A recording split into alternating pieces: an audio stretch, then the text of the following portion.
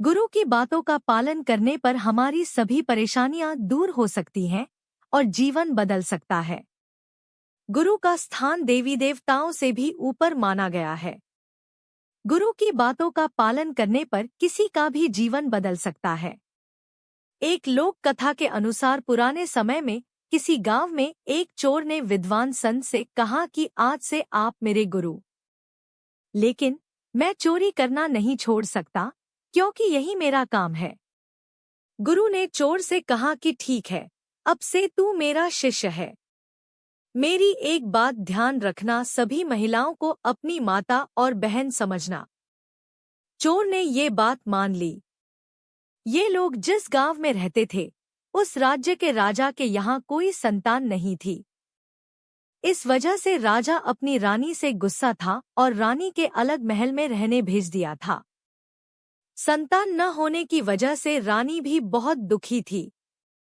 एक रात चोर रानी के महल में चोरी करने पहुंचा। रानी ने देख लिया कि चोर महल में घुस गया है। महल के चौकीदारों ने भी चोर को देख लिया और उन्होंने राजा को खबर दे दी। रानी ने चोर से कहा कि तू यहाँ कैसे आया है?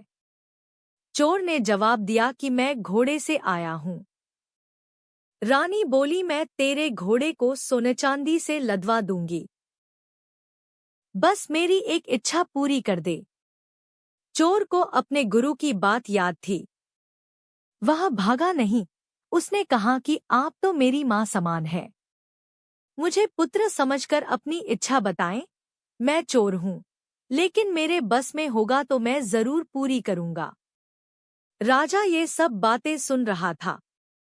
चोर की अच्छी बातें सुनकर बहुत खुश हुआ। उसने चोर को दरबार में बुलवाया और कहा कि मैं तुझसे बहुत प्रसन्न हूँ, तू मांग ले जो चाहता है। चोर ने कहा कि राजन, आप महारानी को अब से अपने महल में ही रखें, उन्हें दुख न दे।